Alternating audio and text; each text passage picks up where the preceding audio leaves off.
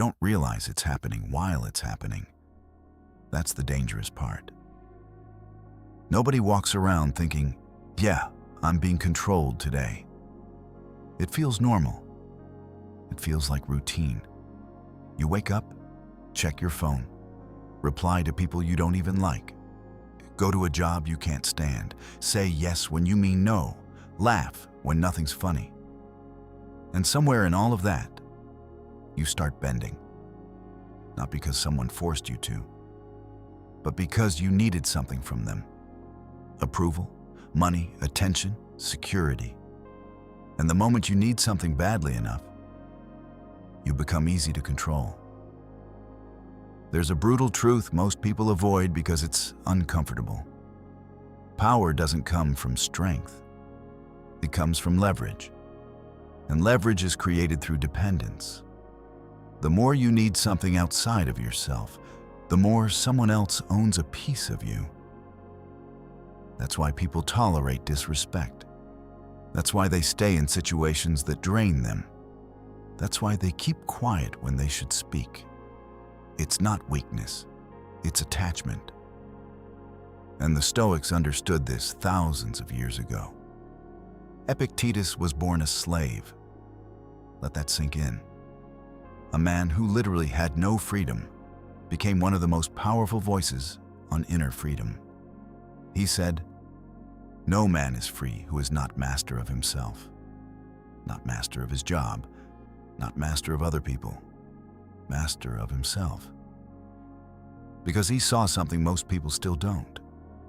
Chains don't always look like chains. Sometimes they look like a salary, a relationship, a reputation, a lifestyle you're afraid to lose. Think about this. How many times have you held back what you really wanted to say because you didn't want to upset someone? How many times have you stayed somewhere longer than you should have because leaving felt too risky? That's control. Not the obvious kind. The subtle kind. The kind that slowly rewires how you think until you forget what freedom even feels like. There's actually research showing that people will endure ongoing discomfort just to avoid uncertainty. One study found that many participants preferred mild electric shocks over sitting alone with their thoughts. That's how deep this goes. People would rather feel pain than face the unknown. And that right there is why control works. Because as long as you fear losing something, you'll accept almost anything to keep it. Marcus Aurelius wrote something that hits harder the more you think about it.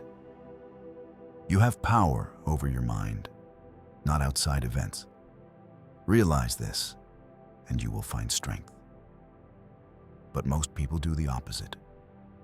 They try to control everything outside of them, and in doing so, they lose control of themselves. They chase validation, status, security, and in the process, they hand over their freedom piece by piece. Let me give you a real-world example. Imagine someone who hates their job. Every day feels like a slow drain. But they stay, not because they love it, not because it fulfills them, but because they need the money, the stability, the identity that comes with it. So they tolerate things they shouldn't.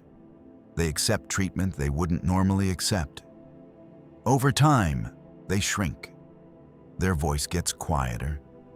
Their standards drop. And eventually, they don't even recognize themselves anymore.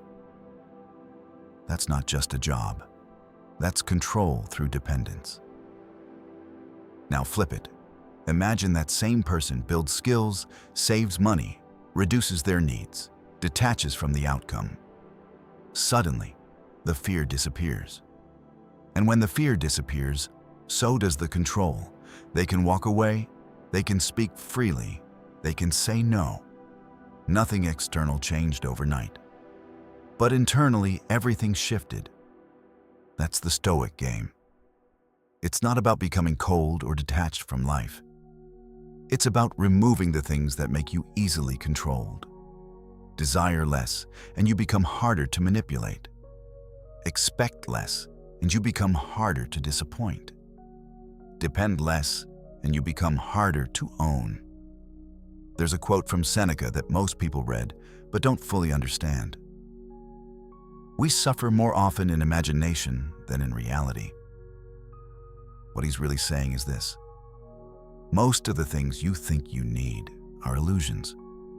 You're not trapped. You're just convinced you are. You're not powerless. You've just outsourced your power.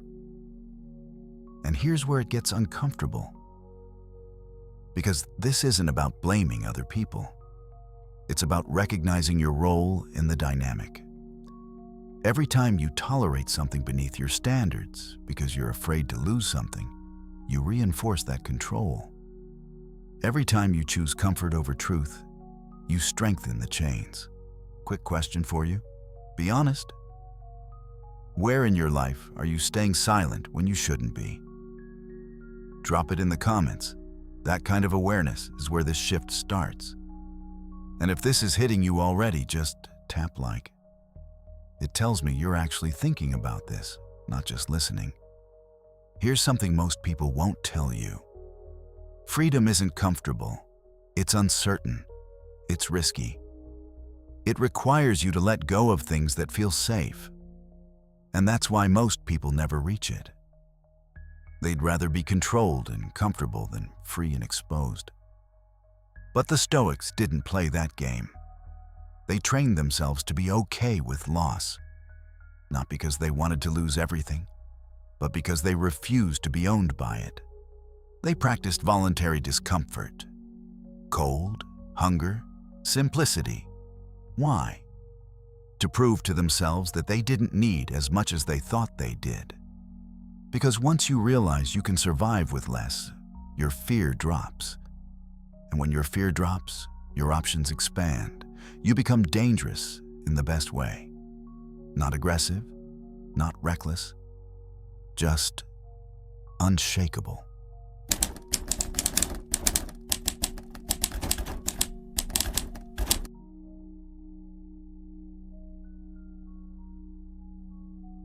At this point, if you're starting to see how this applies to your own life, you're already ahead of most people. And if you want more content that actually challenges how you think instead of feeding you surface-level motivation, you know what to do. Stick around. That's what this channel is about. Let's go deeper. Control doesn't always come from authority. Sometimes it comes from expectations, social pressure, the need to fit in. People will shape their entire lives around what others might think. Career choices, relationships, even personality, all adjusted to avoid rejection. That's a different kind of chain, but it works just as well. There's a quiet moment most people experience at some point, usually late at night, when everything slows down and they realize, I'm not living how I want to live. And that realization is heavy, because it means facing the truth. That a lot of your decisions weren't really yours. They were influenced, conditioned, controlled. But here's the shift. You don't break free by fighting everything. You break free by needing less, by building yourself up internally so that external things lose their grip. When you don't need constant approval, criticism loses its power. When you don't need validation, rejection loses its sting. When you don't need to hold on to everything, loss stops being terrifying. And suddenly, you're different. You speak more honestly. You walk away faster. You choose based on values, not fear. People notice it too. The same people who once had influence over you start to feel it slipping, because they can't control what doesn't depend on them. So here's the real question. What are you holding on to right now that's quietly controlling you? Is it a person, a situation, an image you're trying to maintain?